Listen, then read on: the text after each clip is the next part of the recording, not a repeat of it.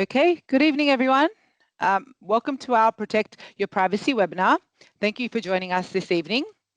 My name is Natalie Nahas, and I'm the Senior Business Development Officer at LAPFCU.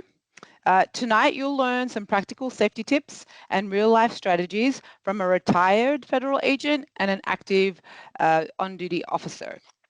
We'll also cover some privacy protection services offered to LAPFCU members. But before we get started, I'd like to mention that this session is a live webinar and a recording will be sent out shortly after. You will be in listen-only mode, so we encourage you guys to ask questions along the way by typing them in the Q&A. So now what I'd like to do is introduce you to our panelist, Kelsey Strutton from Ironwall, our privacy protection partner. So Kelsey will moderate the questions, and also joining us tonight are our security experts, Steve Linder and Ryan Festerling. So we have a lot of important information to cover, so I'll hand it over to Kelsey. Thank you so much, Natalie. Yes, my name is Kelsey Strutton, and I am with Ironwall. We partner with LAPFCU for providing protection for some of their members. Tonight, I'm joined by Ryan Festerling. Ryan is an integrated risk management and privacy services expert, as well as a security consultant who specializes in physical, digital, and operational risk across government, corporate, and large-scale environments. He's a U.S. Army veteran and a 20-year law enforcement officer. He's led executive protection operations for senators, federal judges, and high-profile entertainers. His background includes federal-level security program management, multi-state countermeasure implementation, covert penetration testing, cyber posture consulting, and major security event operations. Ryan brings a mission-driven, faith-anchored, and operationally disciplined approach to modern risk, protecting security, and consulting. Thank you for joining us, Ryan. We're also joined by Steve Linder today. Steve spent 27 years as a federal law enforcement officer, and he retired after 22 years as a deputy U.S. Marshal. His last role with the U.S. Marshal Service, he was a supervisory deputy U.S. Marshal over a judicial security unit. He oversaw security for over 75 federal judges and covered all threats and inappropriate communications for over 2,000 federal employees in his courthouse. He was responsible for the physical security of the largest federal courthouse in the nation. Steve now serves as the Director for Security for a large healthcare organization, and his responsibilities include, but are not limited to, the Director of Training and Investigations. He serves as a threat manager as well as an executive protection specialist. Steve also runs his security consulting company, Angle Investigations, and continues to be a security advocate as well as an officer safety advocate. He often serves as a security subject matter expert for active shooter training, judicial security conferences, webinars, and training sessions. Thank you so much both for joining us today. No problem. We're going to thanks, Steve, dive right in here. Steve, given the topic of this webinar, as well as the attendees we have here, when it comes to protection of our privacy, generally, but also specifically for the law enforcement community, what are the risks associated with the PII exposure? First of all, Kelsey, when you were announcing Ryan, you forgot to say how dashingly handsome he is. So I just want to throw that in. Thank you, sir. My good buddy. All right. So why are we here tonight? You know, I retired from the Marshal Service, and I was protecting federal judges and federal employees, and I really enjoyed protecting them. It became, you know, a huge part of my life. And in retirement, now I do it for the Hospital Health Network. And, you know, when I was asked to join a webinar about, you know, cops keeping themselves safe, I said, absolutely. I'm in the Midwest, so this is 8-something, so it's almost past my bedtime, but we'll do our best to get through this. But in all seriousness, you know, protecting yourself online and protecting yourself at home are the two huge cornerstones that we have to do. That's what we did with federal judges, prosecutors, probation officers, pretrial services officers, all the federal law enforcement officers. And I do that now in my line of work. And if you're not protecting yourself both at home and online, you're basically walking around naked. I spent my career arresting bad guys, putting bad guys in jail, and investigating people. And I have a wife and 5 kids, and I need to protect them. I need to protect them at home, and I need to protect them online. And part of that means protecting the information being spread out all over the internet. And I didn't really understand this space until I got involved in judicial security. And I was blown away, Kelsey, at finding out how quickly and freely my information spills onto the internet, and it's not done illegally. It's because I pay my phone bill, my gas bill, my electric bill, my cable bill. I pay property taxes. I have things getting delivered to my house. Anytime my name and phone number, my name and address is connected, somebody is selling that, whether it's the town, the county, the city, or Uber Eats or Grubhub or the delivery services or Amazon. Everyone wants your information, and it's just flowing. It's like an umbrella with holes in it, and it's raining out, right? And we have to create layers of the onion to protect our information. And once I started digging into this, I felt really exposed and violated at how much my information is going out there. I don't want anyone to get on the internet and say, "Where does Steve Linder live?" And boop, boop, boop, in about 5 seconds finds my address. So I proactively take measures to protect me and my family. When I got in this space, it really kicked up in 2020 after United States federal judge Esther Salas's son was murdered and her husband was shot in the District of New Jersey by a deranged pro se litigant lawyer who found her address on the internet in about 30 seconds, went to her house, stalked her, developed a dossier, did counter surveillance. He knew what she did, when she did it, and he planned his attack. And after that, there was a huge rush to figuring out how are we going to protect judges' information, because there could be defendants, there could be litigants, pro se people who want to do harm to judges and take matters into their own hands. So that's when I really started to get involved in this space. Like, hey, holy crap, my stuff is out there. Now, how do I take steps to kind of peel it back and cut off those stopgaps and cut off the access to that information? And what I found out, Kelsey, was there are 5,000 major data vendors and major data brokers in the United States. And I had no clue what these were, right? And I had no clue there was 5,000 of them.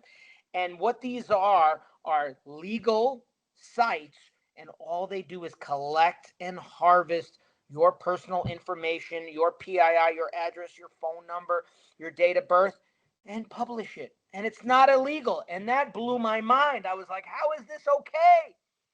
And there are legitimate purposes for these websites: courts, financial institutions, law enforcement. There are legitimate reasons, lawyers, that people need to find where your address is, what your phone number is. But then there's this small percentage of people that use it for nefarious purposes. And those are the people that can do you harm.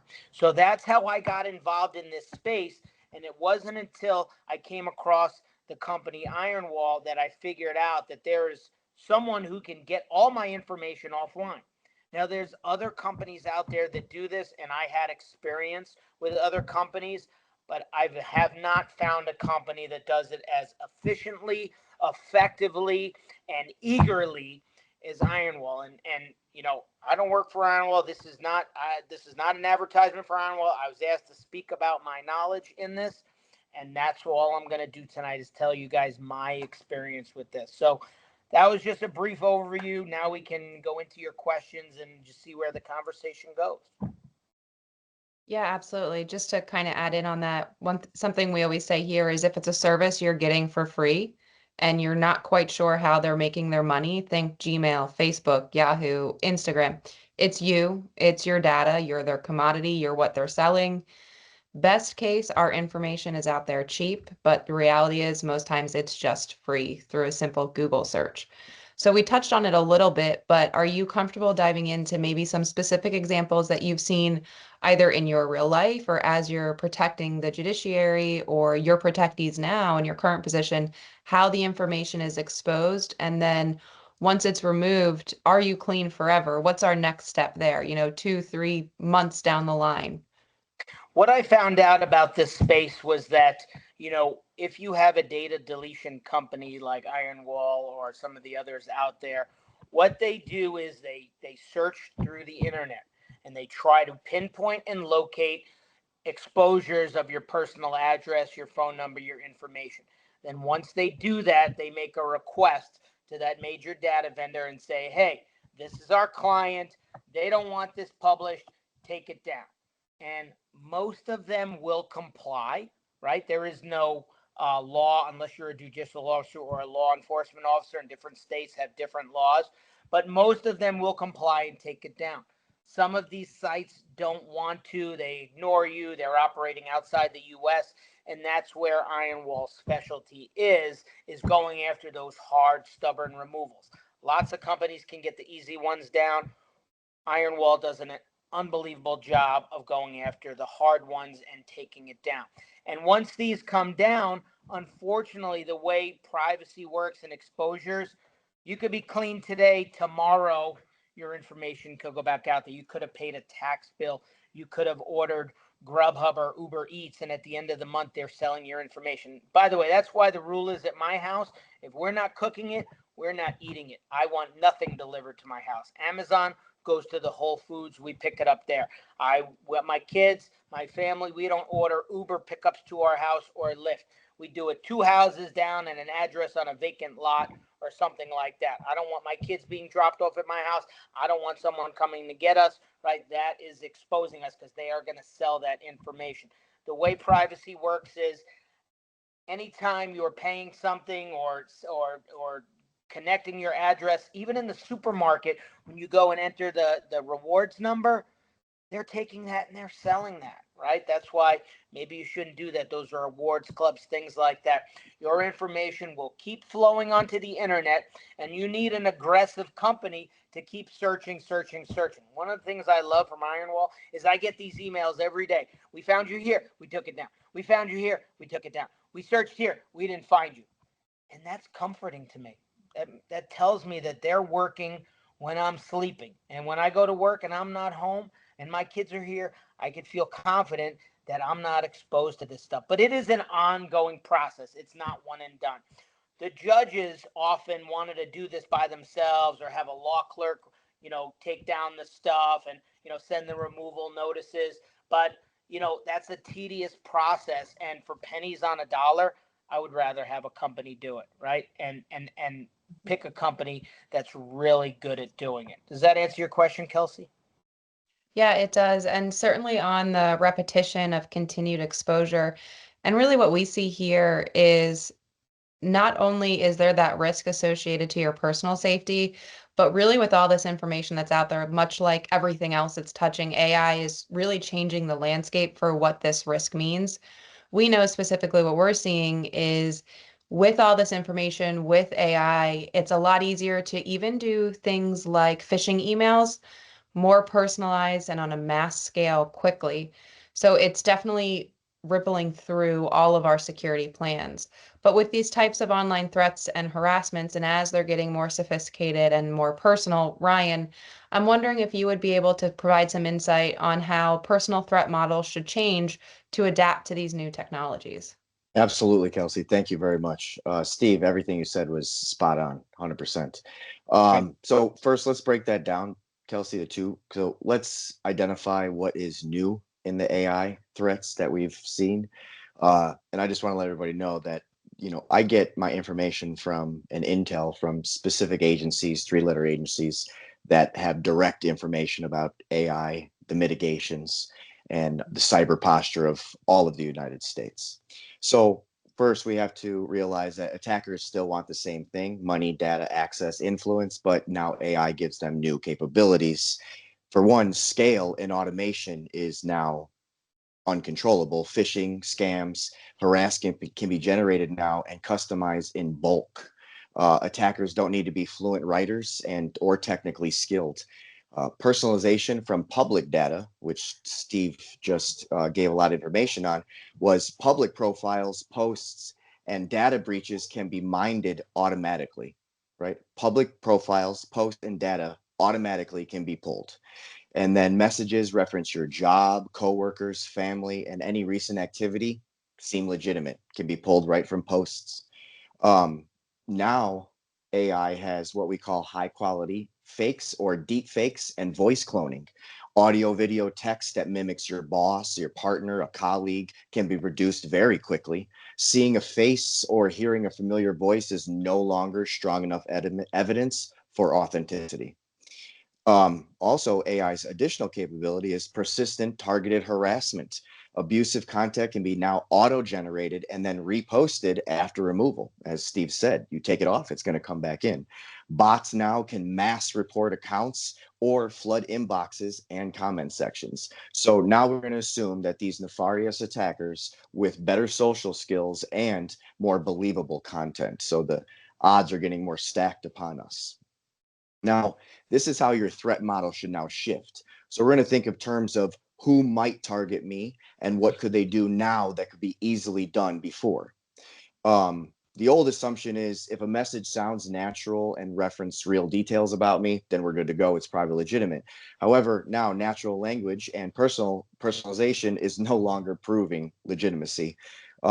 Assume any account recovery path, I'm talking email, text message, voice call, cloud, can be targeted with real phishing.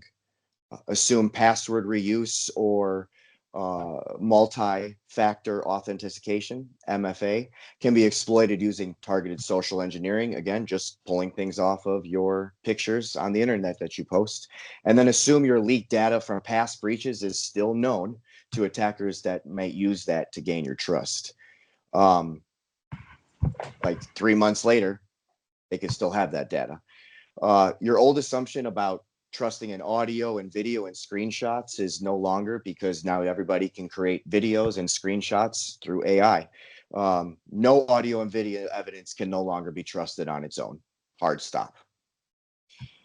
Treat audio video calls that request urgent actions like money transfers, credential checks, sensitive info as suspect, and even if they appear as a known person, because AI likes to use emotional and tactics to get you to respond quickly.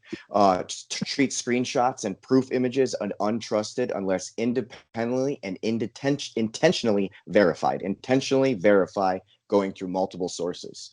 The new reality, attackers can rapidly create high quality lookalike profiles, bios, and content that mimic you or your organization. We've seen it time and time again.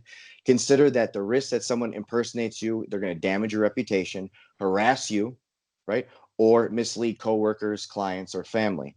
So understand that all of the data that you are putting on the internet that you think is gone, or anything that you are posting, can and will be used in a more nefarious AI posture. Kelsey, does that answer that question? Yeah, and honestly, that tracks right along with what we see every day. Very well said. It's funny, at Ironwall, we obviously are known for data security, privacy.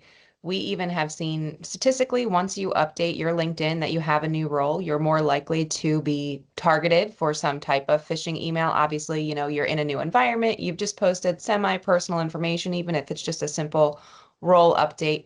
We've even had some of our employees that are reached out to by our HR director to talk about their new position. We have this rule here at our company. It's two types of verification. So if someone sends you a strange Slack, give them a call. If you get a strange text, check through email that it's them. And every time it's not them, but it is the irony of here, our company, this is our industry, and even our employees are still targeted, which is a little comical from our end. But it's intentional verification. Mm-hmm. Yep, very good. Yep, exactly. It tracks right along with what we're seeing, what we're finding, and really what we at Ironwall put into practice every day as well. So I'm curious, Steve, if we're going to change gears a little bit here, but can you talk a little bit more about digital exposure and real world harm, how we should influence our residential security plans, what types of plans should we be making, changes, anything along those lines? Wait a second. Ryan, he was talking about like the AI voice altering. Now I'm wondering if that message I got from you last week saying you bought me a case of cigars is really true. No, I sent wine. Wine. I'll give it to my wife. I don't. Yeah, but great stuff, Ryan. You're absolutely right. We saw that with the threats against against the judiciary creep up a lot towards the end of my career. But you made me think of something that I wanted to point out to the viewers here. You know, when you go on an app or you go on the internet or you go on a website, they're always asking you if you want cookies, right? Cookies, cookies, cookies. And my kids are like, yes, yes, yes. And what that does basically is give them the permission to take your stuff, sell your stuff, you know, sell it to the people, the marketers, things like that. So I always say no. I always reject the cookies, and that right there, that little action right there, cuts a lot of your stuff going off. So never accept the cookies, reject them, whatnot. But as far as real, real world, I lived through the Judge Joan Lefkoe attack back in 2005, and some of these viewers may not know what I'm talking about. But Judge Joan Lefkoe, her husband and mother were killed at her home in a neighborhood called Edgewater in Chicago back in 2005. I was one of the first marshals who showed up to the crime scene, and I'll never forget that. And walking through the house, and the blood was about 1.5 inches thick in the basement where her family members bled out. It was horrific. And I spent the next year of my life on the protection detail with Judge Lefkoe and her family. So that was real life, of how someone's going to come to your house. And this was a pro se litigant that was in her courtroom, So over the years, I started studying attacks on judges and prosecutors and protectees and things like that. And what I found out was that 95 to 98% of attacks, Kelsey, happen at home when you're most vulnerable, where you tuck your kids in, where, you let your guard down, you put your feet up on the couch and you have dinner and you spend time with your family. But that's where the attacks happen most of the time. So the bad people who want to do bad things will take that information. And what I also found out through studying attacks on judges and protectees is that these attacks don't happen at the drop of a hat. Someone's not mad and they're going to look and find your address and go get them today. It doesn't happen like that, right? And the FBI has studied this. There's stages of an attack, of the pathway to violence.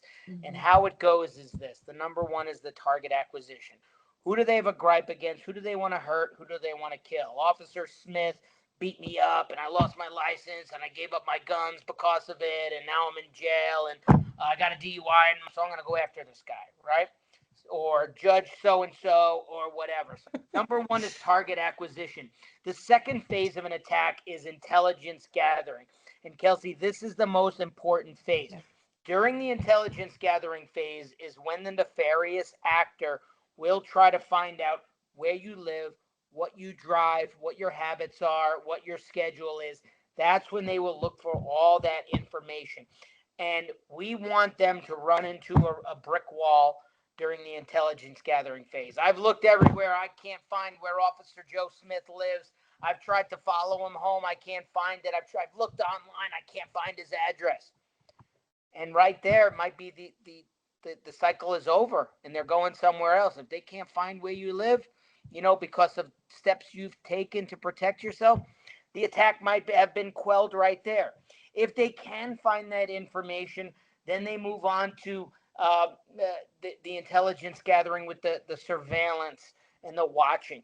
Every attacker that I've studied has a dossier.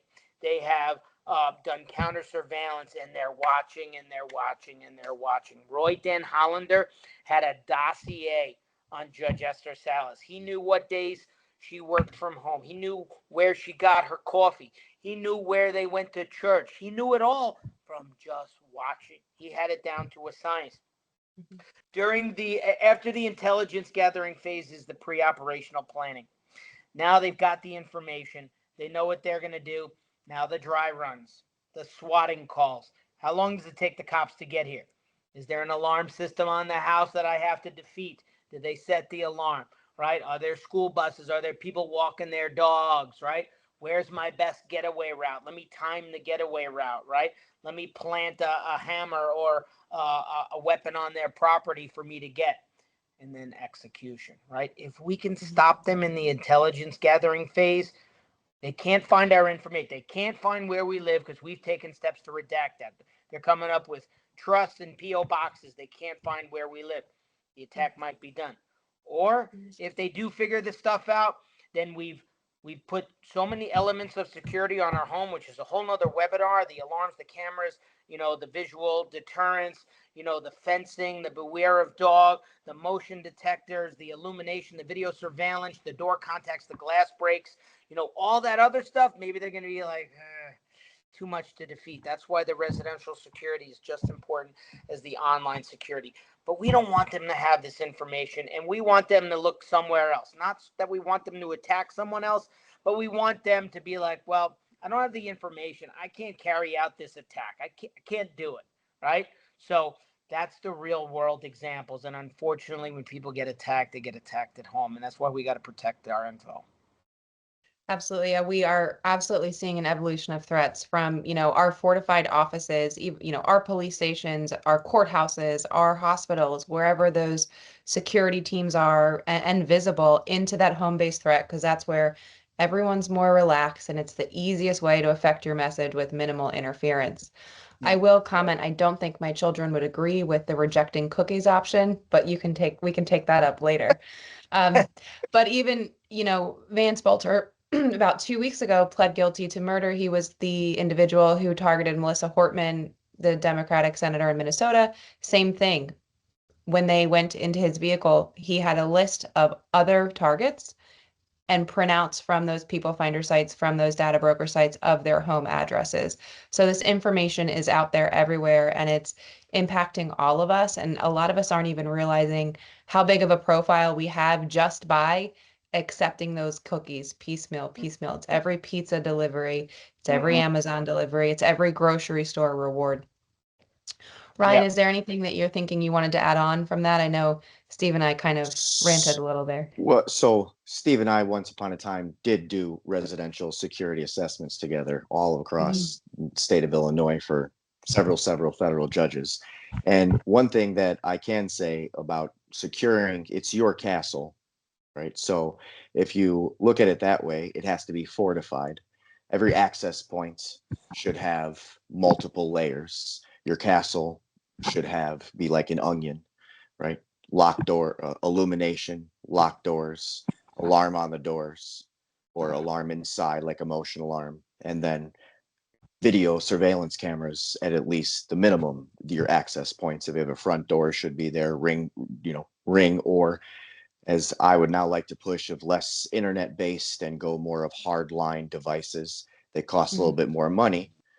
However, they can no longer be hacked if they're straight and forward. So with that being said, look at your home or wherever your dwelling is and take a step back and say, if I was a bad guy, how would I get there? Would I go through a window? Do I leave things out that could smash a window and I could walk right through? Do I lock my doors? Do I have an alarm and I don't turn it on? I can tell you 75% of home invasions and burglaries they do have alarms and they're not on. Are your locks still secure and still working well? Did you give a key to somebody 10 years ago and forgot about it? And no longer you no longer talk to that person and they're not doing well in life and they remembered that you are. So it's also with our cyber posture, as Steve said, we need to have a strong foundation in our residences in the same way. Thank you. I wanted to add, Kelsey, that the Luigi Mangione, the United Healthcare CEO, that's been in the news lately, and he killed Brian Thompson in New York City. But what a lot of people don't know is he had Brian Thompson's home address too.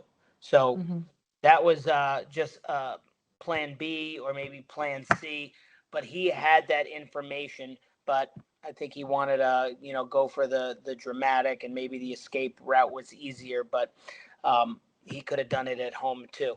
And another thing related to people finding your home address online is they may not want to attack you. They might want to just instill fear, stalk, harass. There's a case regarding the pizza doxings with federal judges. I don't know if your viewers know about that, but about 100 federal judges in the United States last year got pizzas delivered to their house, and pizzas they didn't order. And I think it was like 32 of them had the name of Daniel Anderall. Daniel Anderall is the name of Judge Salas's son. So what they were doing was sending a message. I know where you live. I know where you sleep. And if you keep ruling the way you're ruling, you might end up like Daniel, right? It was meant to send a message, to fear, to intimidate, to scare. And 100 of those federal judges were, extremely fearful over that. And all of those federal judges were using another service, not Ironwall, to protect themselves. And it really showed how inferior that other service is. I don't need to mention them by name, but none of the judges who got pizzas had Ironwall, okay, because they were protected and safe. So I thought that was worth throwing out. You have an ex-boyfriend, ex-girlfriend, someone you locked up years ago, and they want to mess with you. Maybe they'll start sending stuff to your house, Years ago, true story, I got a bag of elephant poop sent to my home from someone's family that I arrested. This was before data deletion, and it kind of shook me up a little bit. I'm like, who wants to send me a bag of poop? I mean, first I thought it was Ryan, and when he said he didn't do it, then I was a little nervous, right? True story, I did get elephant poop.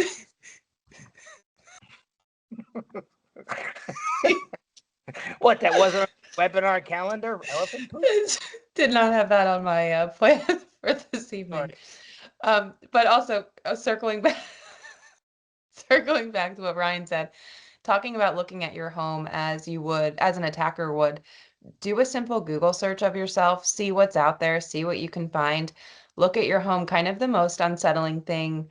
I know when I started dipping my toe in this pond before I came over to Ironwall was, especially if you've purchased your house recently, can you go online and see your home, your floor plan, those 3D tours? You're showing everyone every single ingress, egress point of your house, where every window is. If it's your floor plan, where you're sleeping. If you have children, where they're sleeping. It's just things that we don't even think about. A lot of times these Trulia, these Zillows, these Redfins have all of that, and then your name right on the bottom. So if your information isn't removed or your home's not in a trust, all someone needs to do is Google your name, go to those sites, homes.com, and they'll be able to tell you exactly what room you're sleeping in your home, not just where you live. Or if you're a law enforcement officer, they're watching where you're doing, they can see every door your children are going to be coming in and out of. Is there a good bush right by the front door that I can hide behind when I'm doing that recon? So all of these little pieces of data that are available online, start doing some proactive searching when you're looking for these types of services. And again, using that mindset of what an attacker would use based on what's already out there. 100%. That's a great point. I used to do this with prosecutors and judges who were under threat. And I'll never forget, I did this with an assistant United States attorney who was under threat. And we sat down and we Googled her. And the first thing that came up was a picture of her husband, and their newborn baby in front of their house with the digits of their home behind her. And she freaked out. She's like, what is that? Why is that up there? And we clicked on it. It was from a baby registry service. I was like, are they supposed to use your stuff? They're like, we use them, but I sent them an update picture. I didn't know that they were going to post it. Right? So you really don't know what's out there until you start looking around. And we were able to get it down, but it's scary stuff. Like, I see those on Facebook all the time, like, the back to school photos taken in front of the house with the kids. Like, why are you doing that with your home address showing right behind it? Or those like back to school boards, like, my kid goes to this school, this is his teacher, this is his favorite subject, and this is what he eats for lunch. Why don't you just give the predators and the pedophiles a roadmap to kidnap your kid? It's all free information. Why are you giving that stuff out there? And Kelsey, another point about home security. I teach personal security classes to, all kinds of entities. And when we're talking about residential security, I challenge the audience to go for a walk after dinner with your spouse or your kid. Go walk down your block, right? And just take a look at every house. Because some houses have a couple elements of security, Ring doorbell, Nest doorbell, whatever. Some of them have lights and a doorbell. Some of them have cameras everywhere. Beware of dog, fencing, electric fence, cameras, cameras, cameras.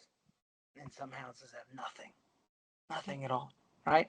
So if you were a burglar, a bad guy, a home invader, and you were doing this type of research, or you wanted to do targeted violence, don't you think you'd look at the same things? I play this clip from Home Alone. You guys remember the movie Home Alone with Joe Pesci and the goofy guy, the wet bandits? There's one scene where they're driving up and down the block, like, oh, go look at that house. The lights are on. I can see people. No, they're away. Look at that. It's got an alarm. It's so true. The bad guys do the same things. So what do you want people to see when they look at your house? I have 8 cameras around my house. I have hardwired and battery powered. I have lights everywhere. I have dog signs, fencing. All my neighbors know, hey, car got broken into. Call Steve, see if one of his cameras got. And I'm good with that, right? But my house is covered around, 360 degrees. My 16-year-old son proved that I had a security gap a couple of years ago when he snuck a girl through my first floor bathroom window and I didn't have it covered. And he proved me wrong. And then I made him get up on the ladder and drill the holes the next day. And we named that camera Jasmine's Entrance. But you don't know till you don't know. True story. I'm glad he could come in the clutch for you. Yeah, I said I could have shot this poor girl in the middle of the night, dude. What are you doing? It's not worth it. Uh, in the law enforcement community, I'm sure you both are aware that everyone has their kit, right? Their go-to grab. You need to do something. You need to want to have all of your tools. So Ryan, if you had to build, let's say, a digital emergency kit for personal safety, what tools or apps, essential components do you think people should be using? Is there specific things to reduce their vulnerability, or what are you seeing in your day-to-day practice or recommendations? Great question. So, I mean, okay, so short answer would be, your real-time alert apps, your weather apps. They have active shooter apps now for that the police can log into and get that direct information if it's in your area. Any offline communication tools that you can get are good. On your phone, downloading first aid and medical guides that you don't have to go Google something, right? Yeah. Secure document storage. Those things that you really do need to hold on to, have enough cloud space or phone space to hold on to those that you don't need the internet. Family location tracking, that's big if you have a family. I personally use the one that's on my phone. I don't use another service. I do know that Life 360 is one of those. However, I don't know who owns Life 360, and the Find My Phone is on my cloud, and I run my iPhone and my family. But if there was one single action that I would have in my digital, emergency kit, would be MFA, multi-factor authenticity. Like that's, Yeah. I mean, and I said it before, it needs to be intentional. You have to intentionally protect yourself, and you have to intentionally go through the extra steps. Once you make it habits, it gets easier. It takes a little discipline, but like I always said, and Steve has heard me before, all of this, if you want a better posture to protect your internet posture, your family, it takes a little discipline, right? And desire without discipline is delusion. So you can think that you're protected, but if you don't take the steps to do it, looking into Iron Wall and actually for yourself, hey, we're talking a lot about it, but if it works, and then because I like to look at my phone every week or two and see how many websites that Iron Wall's tapped, right? So that's a little bit of closure, and it's a small win, but a lot of small wins equal big wins, and then and so that's important. Back to my digital emergency kits real quick. What's important also is survival and navigation apps that you can use offline, right? We only have some limited data on our phones, and we don't want to use clouds, but there are specific apps and specific data that should be secure and on the phone and usable offline. That's also big. So if we're going to take away anything from a digital kit, it's MFAs and having offline tools that we can use that are hardlined onto our phones. That's great points. Yeah. Steve, what's your digital kit? You know, hearing Ryan and Ryan is an absolute professional. We've been working together for years. We have T-shirts with that quote on it, and I love it. We both volunteer and teach kids boxing in our community, and that's something that we tell the kids. So I love hearing that. But something that came to mind, when we're talking about the digital emergency kit, you know, everything is so online driven now, social media. It's the dead end scroll, the death scroll that all our kids are doing. But all that information online about ourselves is crumbs, right? Those are little pieces of information. Those are crumbs. And, I deleted my social media recently, and all I have is LinkedIn right now because it was just too much and I just needed a detox. But when we go away, and we take pictures, and my wife likes, Facebook and Instagram, and she's taking all these pictures, and I have to remind her, you don't post until we're home for 3-4 days, right? And she's like, why? I don't want to tell anybody that we're out of town. That's why we don't check in, nothing like that. I don't want to tell anyone I'm not at my home, and don't want to give anyone any information about where I'm traveling. That's why if we're going to take a car service, to the airport on vacation, we're wheeling all those suitcases down the block so the driver doesn't see where he's picking us up from, and I'm using a different address. Because how do I know that he's not going to call his buddies and say, hey, 123 Main Street, just went on holiday, free house for you, guys, right? I don't want to do that. So all those little crumbs. So think about all that little leakage, those little crumbs, especially with kids. The people that are looking for that are the people that want to harm kids. The people that are looking for your information are the people that want to harm you. That's all free information. Don't give that out. That's like the catcher telling the batter, hey, he's throwing a fastball next. Right? We don't want to do that, right? Doesn't make any sense, right? So just protect that information. Just be smart. Start living a little bit more situationally aware. Think about what's going on. I go running downtown Chicago before work a couple of days a week, and I see just people like that. They're not paying attention to anything. They have no idea what's going on.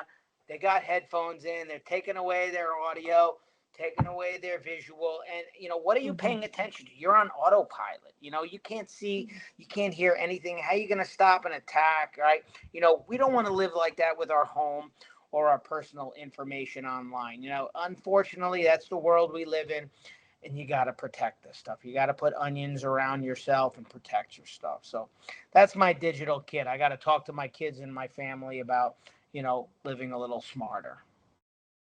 Yeah, that's smart. I'll say I'm much like you, only LinkedIn for professional purposes, no social media several years ago. And this was even prior to my employment with Ironwall, but still in the security industry. When my first child was born, I told my mother if she ever posted a picture of my child on Facebook, she would never receive another one. And she laughed at me and I said, try me, Mom. No Facebook. So I agree. Yeah. And I then haven't really had to social further media emphasize. since, oh, go ahead. I haven't had No, social please. media since 2021, and I've been trying to limit my internet posture, my whole family's internet posture since then. So it's important if you want to maintain, some security and some privacy in an unprivate world. Yeah. Yeah, we do a lot of these different types of webinars, in-person trainings at Ironwall. One thing that I did a couple of weeks ago, in-person training, was we were playing kind of a privacy bingo game. And one of the cards was, how many of us have smart homes? Raise your hand. Okay, how did we decide what device we're purchasing, right? Is it our price? Is it when Amazon's going to deliver it the cheapest? What looks sleekest? And then I pushed a little further. Okay, but did anyone look at the privacy policy? What information on you are they collecting? How long do they store it? Do they have to delete it once you request that they delete it? What country is the information being stored in? Are they capturing your voice? What is this wealth of knowledge that they have on us in this, interconnected ecosystem, internet of things, everything's combined world we live in? So just a couple other, I think, maybe not necessarily a toolkit, but words of advice for when we're thinking of our thermostats and our refrigerators and our cars and our cameras, all of these little things, the one name, two syllable, one name elements that are on our phones or on our countertops playing music, just looking into really what it is that we're letting in our front door in a manner of convenience. Everything is collecting information. There are things that you can do, getting VPNs and using like I think Ironwall has tools to give you like emails and phone numbers to use when a business or a site you're purchasing from needs an email, needs a phone number, right? Don't you guys do that? Yeah, and actually that's a big recommendation of what we have. There are mass phone numbers, mass email addresses, and there's multiple benefits for them. Many companies offer these types of services, various what you're looking for. But if we're talking about separating your email address from your name, when you're going to sign up at bananarepublic.com, instead of giving the same email address that you also pay your mortgage from, do your banking with, have your healthcare, your children's healthcare sent to, let's bifurcate that. Let's have this, let's say, email we know data brokers are going to sell separate from all our key personal information. We know everyone in this webinar, knows that GPS data can be purchased relatively cheaply for an entire geographical area. If I know where you live, I know where you work, I can filter down and follow your search patterns. Where are you worshiping on the weekends? What coffee shops, gyms? Where are you dropping your children off at school? So let's stop giving our personal phone number out like it's, free food or whatever we would want to say. But let's start using these mass phone numbers so that when our information is resold, it can't be traced back to us. It can't be that danger or that risk factor to us or our family. So yeah, that's a great point, Steve. Thank you. When I talk to law enforcement officers about protecting their home and protecting their privacy, a lot of times I get, oh, I carry a gun, I got a shotgun, I got a rifle. Well, I do too, absolutely. But am I home 24/7?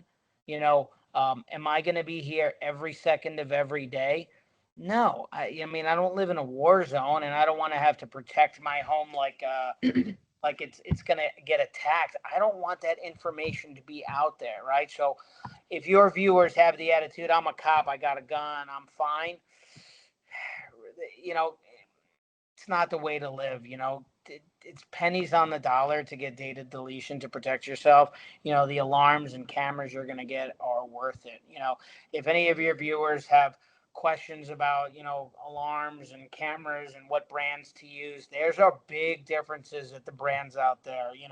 I don't like to shout out brands on webinars, but if anyone wants to have an offline conversation, I've been in the alarm space for a while. I could tell you the differences in these companies. Just because they have the most lobbyists and the most commercials doesn't mean they're the best. So anyone wants to talk about that? I noticed the Q&A isn't open. Is that something you guys want to open towards the end of the webinar or no? Actually, we do have a question asked right now. Kelsey, can you see it? Absolutely. It was, can you repeat what MFA is, please? Ryan, would you like to take that? Yeah, that's multi-factor authentication. So MFA, multi-authentication. So it's using either a text message, another email from a different device, a QR code. Depending on the app or device that you're using, you can select 2, possibly 3. Even with the passcode. So kind of like any government, if you're using you want a card that you stick in your computer and a code and a timing when you've been working for long enough, they want you to keep it updated and authenticated. So yeah, thank you. And another point is passwords. I don't know if you're bringing that up, but I try to change my passwords often. I use password. Nord has a good password keeper. Don't use the same password for everything, because a hacker, if he finds out one, he's going to try it in everything. Those auto-generated passwords, that keep in the password keeper, it's a much better way to do it. Yeah, yes, sir. Let me piggyback off that for you, Steve. So assume that any account, email, SMS, whatever, will be targeted. I mean, it's possible and will.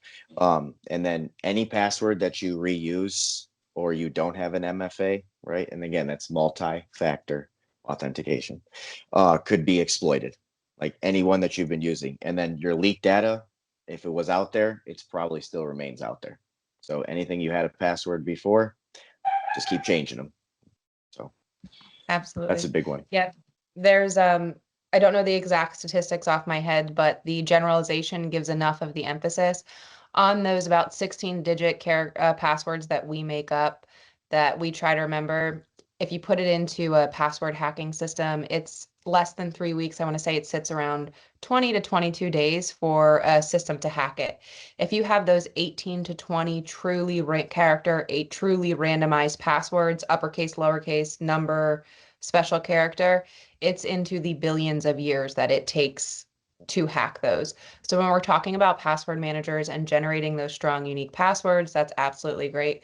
Just to wrap this up, I like to quote one security expert that I have known for a long time when it comes to protecting your privacy. To end this up, it is hard to hit what you can't find. So when it comes to tying up your family, please make sure that we're keeping ourselves protected. And I'd like to turn it back over to Natalie from the credit union. Thank you so much for hosting us. Thank you so much for all that amazing information. Yes, it is like so readily available in terms of our personal information and how accessible it is. So now what I'd like to do is turn it back to how LAPFCU can help you protect your privacy, especially, when it comes to, Ironwall and how to get that service. So I'm going to share a couple of screens with everyone. So just bear with me. Okay. All right, so we offer Ironwall for free for our law enforcement personnel, for our sworn officers and their immediate family through our Guardian check-in account. Also, so how it works is if you establish an account, a check-in account, the Guardian checking, you will automatically get the free service for yourself and everyone in your household. You don't have to do anything to get the service in terms of there are no monthly requirements. There is no deposits that need to be made. All you have to do is establish the account and you get the service for everyone in your household. I have it as, an employee testing the service. I absolutely love it because I'm able to receive alerts as to where my information's been found. When I try to Google myself, none of my personal information comes up. I can't find my rental property. I don't even find where my current address is right now, which is great. So it does effectively work. And oftentimes I travel from agency to agency and get asked to present about the service to different briefings at different agencies. So, we offer the service for sworn personnel and their immediate family, because one of the things that is important is if someone's trying to find you, they can find you through your family members that are registered in your household. Correct, Steve? I believe that's something that you touched on earlier. In terms of how information that is accessible out there. And the nice thing about Ironwall is it's offered for free for the family members. Other services that scrub information charge you an additional fee or an annual fee to add individual family members, whereas with us, as long as they live in your household, you get it for free. And that's applicable to all our sworn personnel. Now, on our civilian side of the fence, we also offer an free identity theft protection and restoration service. So if you're a victim of identity theft, or it basically protects your social in case of a situation where someone's trying to obtain credit in your name, it will alert you. If you are a victim of identity theft, it will help you repair and restore it. And that's offered through our partner called Sontiq.